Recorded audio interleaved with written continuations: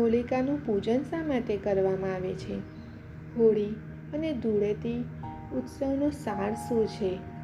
તેમજ શ્રીમદ ભાગવતજીના સપ્તમ સ્કંધનું રસ દર્શન અને ભક્ત પ્રહલાદની દ્રઢતાભરી ભક્તિનું વર્ણન અને હોળી ઉત્સવનું તત્વદર્શન, આ બધું જ આપણે શ્રીજી મનના સત્સંગમાં લઈ રહ્યા છીએ.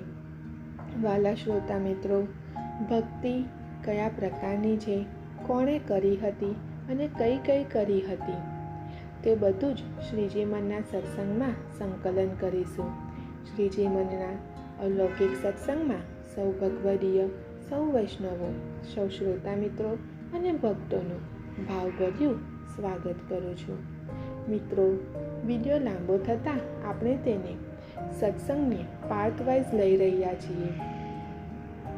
ફાગણ સુદ પૂનમને દિવસે હોલિકાનો ઉત્સવ મનાવવામાં આવે છે. હોળીનો ઉત્સવ એટલે વસંતને વધાવતો ઉત્સવ. હોળીના રંગને લઈને ફાગણીઓ આપણે સૌને નવજીવનનો સંદેશ આપે છે. કહે છે કે આપણે હોળી દહનમાં, હોલિકાના દહનમાં દુષ્કર્મનું દહન કરીએ અને સત્કર્મથી ધૂળેટી ઉજવીએ. શ્રીમદ ભાગવતજીનો સપ્તમ સ્કંધ એ ઉત્તર લીલા છે. શ્રીધર સ્વામીએ કારિકા દ્વારા સપ્તમ સ્કંધનો પરિચય આપ્યો છે. આ કુલ 15 અધ્યાયનો સપ્તમ સ્કંધ છે, જેમાં મુખ્ય 3 પ્રકારની વાસનાઓનું નિરૂપણ કર્યું છે. જેવી રીતે વસ્ત્રમાં ધાગ એટલે કે દોરો ઓતપ્રોત છે, તેવી જ રીતે વાસના સાથે કર્મ પણ જોડાયેલું છે. 3 પ્રકારની વાસનાઓનું નિરૂપણ સપ્તમ સ્કંધમાં છે: સદ્વાસના, અસદ્વાસના અને મિશ્ર વાસના. 5 અધ્યાય સદ્વાસનાના છે, 5 અધ્યાય અસદ્વાસનાના છે અને બીજા 5 અધ્યાય મિશ્ર વાસનાના છે. એમ કુલ 15 અધ્યાયનો સપ્તમ સ્કંધ છે. અસદ્વાસના એ હિરણ્યકશ્યપુની છે, સદ્વાસના એ પ્રહલાદજીની છે અને મિશ્ર વાસના આપણા જેવા સામાન્ય મનુષ્યની છે. હવે આનો સરળ ભાવાર્થ સમજીએ તો દીવાસળી એક જ છે, પણ એનો ઉપયોગ કોણ કેવી રીતે કરે છે એ સમજવાનું છે. જેમ કે કોઈ ગૃહિણીના હાથમાં દીવાસળી હોય તો તે તેનો ઉપયોગ રસોઈ બનાવવામાં કરે છે. કોઈ ભક્તના હાથમાં હોય તો તે મંદિરમાં દીવો પ્રગટાવવાનું કામ કરે, અને કોઈ તોફાની વ્યક્તિના હાથમાં દીવાસળી હોય તો તે તેનો ઉપયોગ આગ લગાવવામાં કરે. વસ્તુ એક, પણ કોણ કેવો ઉપયોગ કરે છે એના પરથી જ ચરિતાર્થ થાય કે વ્યક્તિનું જીવન કેવું છે, અને એ સાર શ્રીમદ ભાગવતજીના સપ્તમ સ્કંધમાં વર્ણવ્યો છે. આમ તો મુખ્યત્વે શ્રીમદ ભાગવતજીના શ્રોતા પરીક્ષિત મહારાજજી અને તેના વક્તા છે સુખદેવજી મહારાજ. પણ ભાગવતજીના સપ્તમ સ્કંધમાં પરીક્ષિત મહારાજ અને સુખદેવજી મહારાજ સાથે બીજા 2 શ્રોતા અને વક્તાઓ જોડાયા છે, અને એ છે દેવર્ષિ નારદજી અને ધર્મરાજ યુધિષ્ઠિરજી. જેમાં ધર્મરાજ યુધિષ્ઠિરજી એ શ્રોતા છે અને નારદજી વક્તા છે. એમના સંવાદમાં પ્રહલાદજીની ચરિત્રની કથા વર્ણવવામાં આવી છે. ભગવાન નારાયણે બાળ ભક્તની રક્ષા માટે નરસિંહ અવતાર ધારણ કર્યો છે. એ પ્રસંગનું વર્ણન શ્રીમદ ભાગવતજીના સપ્તમ સ્કંધમાં છે. ભગવાને હિરણ્યાક્ષનો વધ કર્યો વરાહ સ્વરૂપે અને હિરણ્યકશ્યપુનો વધ કર્યો નરસિંહ સ્વરૂપે. આ હિરણ્યક્ષ અને હિરણ્યકશ્યપુ એ સંગ્રહ વૃત્તિ, લોભનું સ્વરૂપ છે, અને એટલા જ માટે આ બંને દૈત્યોને મારવા માટે ભગવાને 2 અવતારો લીધા છે. અન્ય દૈત્યોને મારવા માટે એક અવતાર લીધો છે. જેમ કે રાવણને મારવો હતો તો રામ અવતારમાં જ કાર્ય પૂર્ણ થઈ ગયું. કંસને મારવો હતો તો કૃષ્ણ અવતારમાં જ તે કાર્ય પૂર્ણ થઈ ગયું. પણ હિરણ્યાક્ષ અને હિરણ્યકશ્યપુને મારવા માટે ભગવાને વરાહ અવતાર અને નરસિંહ અવતાર, આ 2 અવતારો ધારણ કર્યા. એનો આધ્યાત્મિક અર્થ એવો છે કે લોભને મારવો ખૂબ જ કઠિન છે, અને હિરણ્યાક્ષ અને હિરણ્યકશ્યપુ એ સંગ્રહવૃત્તિ લોભ છે. સાચો વૈષ્ણવ એ જ છે કે જે લોભને જીતે, અને તેથી જ નરસિંહ મહેતા પણ આ જ ભાવથી કહે છે કે વણ લોભીને કપટ રહિત છે, કામ ક્રોધની વાર્યા રે, ભણે નરસૈયો તેનું દર્શન કરતા, કુળ 71 તાર્યા છે. આ પંક્તિ નરસિંહ મહેતાએ આ જ ભાવથી વૈષ્ણવ ગીતમાં ઉમેરી હતી. સપ્તમ સ્કંધમાં પ્રહલાદજીએ હિરણ્યકશ્યપુને ભક્તિના 9 પ્રકાર વર્ણવ્યા છે, જેમાં પ્રથમ છે શ્રવણ ભક્તિ, બીજી કીર્તન ભક્તિ, ત્રીજી સ્મરણ ભક્તિ, ચોથી પાદ સેવન ભક્તિ, પાંચમી છે અર્ચન ભક્તિ, છઠ્ઠી વંદન ભક્તિ, સાતમી દાસ્ય ભક્તિ, આઠમી સંખ્ય ભક્તિ અને નવમી આત્મનિવેદન ભક્તિ. આત્મનિવેદન ભક્તિ એટલે આત્મ સાથે સ્વસમર્પણ, આત્મનિવેદન એટલે સમર્પણ, અને સમર્પણ જો કોઈએ કર્યું હોય તો તે બલિરાજાએ કર્યું છે. બલિરાજાએ સર્વ સમર્પણ કર્યું અને સ્વસમર્પણ આપ્યું. એ બલિ મહારાજજી પ્રહલાદના જ વંશમાં થઈ ગયા છે. આ નવદ્યા ભક્તિ કોણે અને કઈ રીતે કરી હતી? તો શ્રવણ ભક્તિ છે તેનું શ્રેષ્ઠ ઉદાહરણ છે પરીક્ષિત રાજા, અને બીજી કીર્તન ભક્તિ જે સુખદેવજી મહારાજે કરી હતી. ત્રીજું સ્મરણ ભક્તિ જે ભક્ત વર્ય પ્રહલાદજીએ કરી. ચોથું પાદ સેવન ભક્તિ શ્રી લક્ષ્મીજીએ કરી. પાંચમું અર્ચન ભક્તિ શ્રી મહારાજ પૃથુએ કરી હતી. છઠ્ઠું વંદન ભક્તિ શ્રી અક્રૂરજીએ કરી હતી. સાતમું છે દાસ્ય ભક્તિ, દાસ્ય ભક્તિ હનુમાનજીએ કરી હતી. આઠમું છે સંખ્યા ભક્તિ, અર્જુનજીએ સંખ્યા ભક્તિ કરી હતી. અને નવમું છે આત્મનિવેદન ભક્તિ જે બલિરાજાએ કરી હતી. પણ સૌથી ઉત્તમ ભક્તિનું નામ છે પ્રેમ લક્ષણા ભક્તિ. વ્રજ ગોપિકાઓએ કરી હતી. વ્રજ ગોપિકાઓ એ પ્રેમ મંદિરની ધ્વજા છે. આ બધી જ 9 ભક્તિઓ એ પ્રેમ લક્ષણા ભક્તિમાં સમાઈ જાય છે. શ્રીમદ ભાગવતજીના 7મા સ્કંધમાં પ્રહલાદજીની કથા આવે છે. આ કથા ખૂબ જ પ્રસિદ્ધ છે. હિરણ્યકશ્યપુ નામનો એક રાક્ષસ હતો. તેમને સર્વત્ર હિરણ્ય એટલે સોનું જ દેખાય. ભોગ એના જીવનમાં પ્રધાની ભાવ હતો. રાક્ષસ એટલે ખાવો પીવો અને મજા કરો એવી મનોવૃત્તિનો માનવ.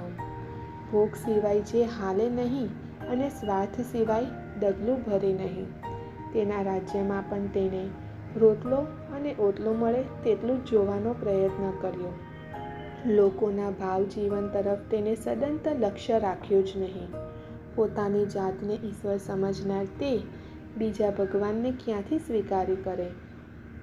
હિરણ્યકશ્યપુ ઉગ્ર તપ કરીને બ્રહ્માજી પાસેથી અજર અમર થઈ એક છત્ર રાજ કરી શકાય તેવું વરદાન માંગ્યું હતું.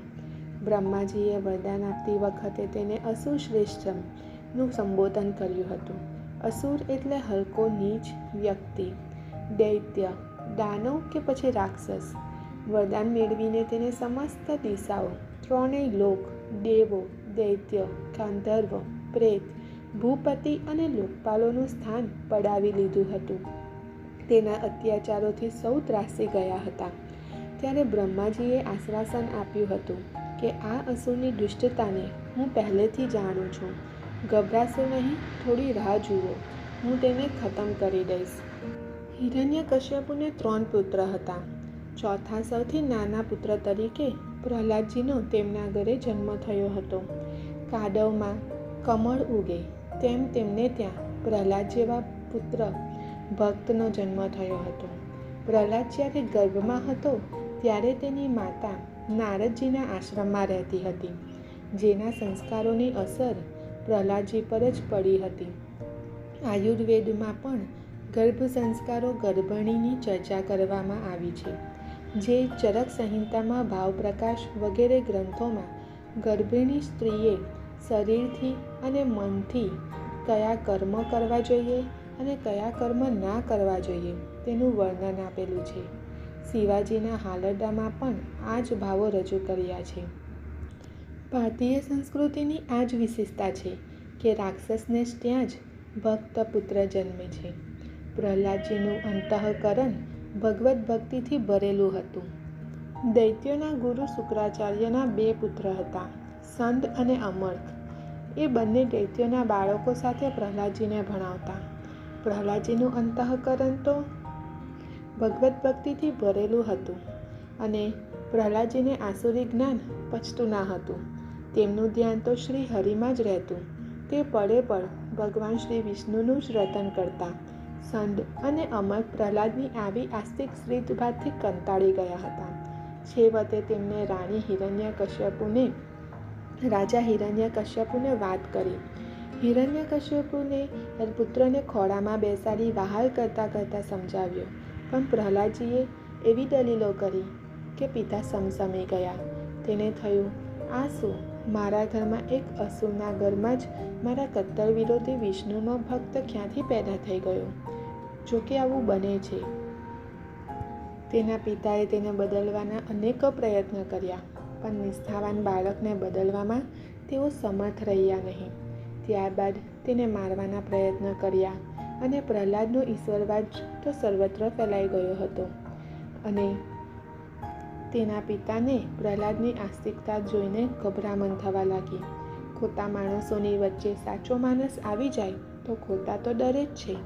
અસત્યની સામે સત્ય આવીને ઊભું રહે તો અસત્યના હાંજા છૂટી જાય છે. જીવનભરની કોશિશ, જીવનભરની માન્યતા, ભવિષ્યના સેવેલા સ્વપ્ન, અત્યાર સુધી ટકાવી રાખેલો રૂવાબ, આ બધું હવે ધરાશાયી થવાની અણી પર હતું. એની ગભરામણ હતી.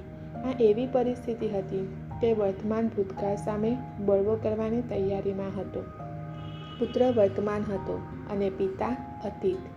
વર્તમાન અતીતથી છૂટવા માંગે છે. છૂટવું જ જોઈએ. જ્યારે ભૂતકાળ માન્યતા, પરંપરા, રિવાજ, ધર્મના નામે વર્તમાનનું ગળું પકડે ત્યારે વર્તમાન બળવો કરે જ છે. આવા સંઘર્ષમાં વર્તમાન જીતે છે, કારણ કે વર્તમાન જીવંત છે, ધબકતો છે, ગતિશીલ છે. જ્યારે ભૂતકાળ મળેલો છે, પસાર થઈ ગયેલો સમય છે અને સમયને યાદ કરી શકાય, ફરી ફરી જીવીને ના શકાય. હિરણ્યકશ્યપુના રાજ્યના મૂળિયા હચમચી ગયા હતા. તે આસુરી વૃત્તિનો પિતા અને દીકરાની આવી વાતો કેમ સાંખી લે? પ્રહલાદ એટલે આનંદ અને પ્રહલાદ એટલે વિશેષ આનંદ. આનંદ પુષ્કર આનંદ, સાત્વિક આનંદ. પ્રહલાદનો ભક્તિભાવ, સંવાદ, ભગવદ્ નિષ્ઠા તેના પિતાને જ ગમતી ના હતી. પોતાના શત્રુ વિષ્ણુ માટે પ્રહલાદનો પ્રેમ તેને અપરાધ જેવો લાગતો હતો અને આથી જ પ્રહલાદને મારવાના અનેક પ્રયત્ન કર્યા. નાસ્તિકતાને પોતાનું અસ્તિત્વ ભૂસાતું લાગવા લાગતા તેને લોહીના સંબંધની ગરિમા પણ ભૂલી ગયો અને ત્રિશૂલના ઘા કર્યા. હાથીના પગ નીચે પ્રહલાદજીને કચડાવ્યો. ઝેરી સાપનો દંશ દીધો. ઝેર પીવડાવ્યું. ઊંચા પર્વતની ટોચ પરથી ખીણમાં ગબડાવ્યો.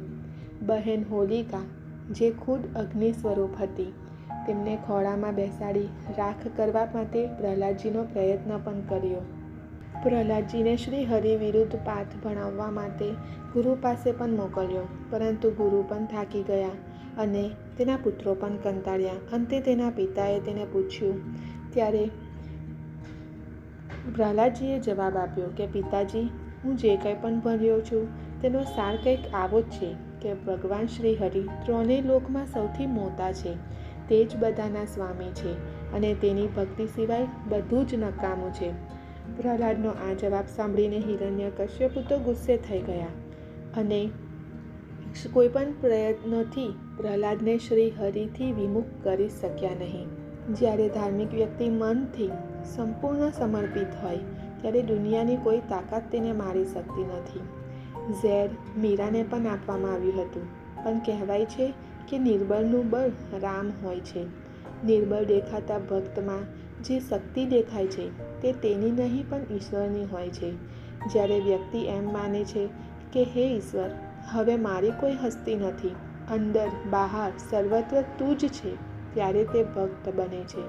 અને એવો ભક્ત કદી મૂંઝાતો નથી, ચિંતા કરતો નથી, દુઃખી થતો નથી.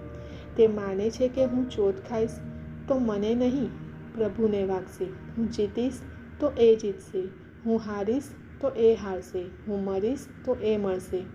ભક્ત પછી સંસારી રહેતો નથી. આત્મા અને પરમાત્મા વચ્ચેની જરા પણ અંતર રહેતું નથી.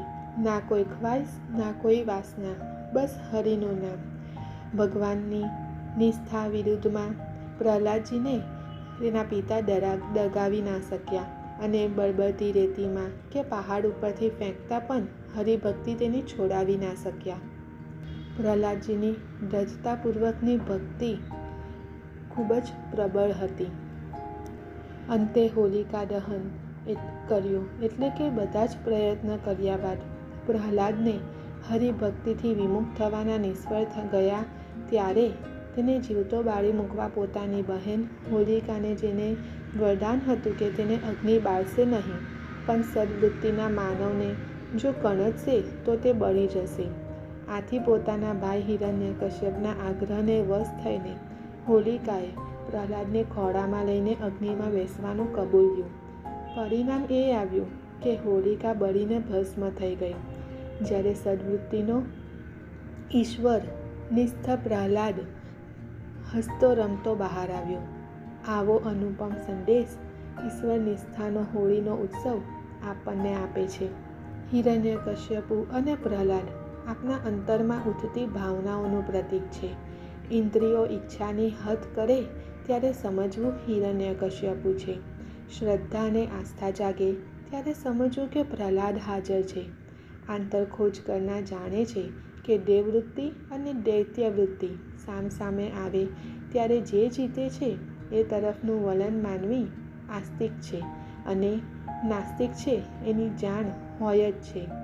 એકવાર ઈશ્વરના સાનિધ્યનો જેને સ્વાદ ચાખી લીધો હોય પછી એ લાચાર નથી હોતો. નાસ્તિકતાના ખોળામાં આસ્તિકતાને બેસાડી ભલે ચારે બાજુ ભડભડતો અગ્નિ બેતાવો, આસ્તિકતા હેમખેમ બહાર આવે જ છે.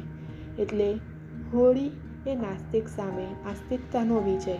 આ ધારણા જ હોળીના દિવસે રંગીન ઉત્સવમાં ફેરવી દે છે. અને હોળીનો દિવસ એટલે અબીર, ગુલાલ, રંગ, મસ્તી, હાસ્ય, ઉલ્લાસ અને આનંદનો દિવસ. આજનો આ સત્સંગ શ્રીજી ચરણોમાં સમર્પિત કરું છું. જય શ્રી કૃષ્ણ.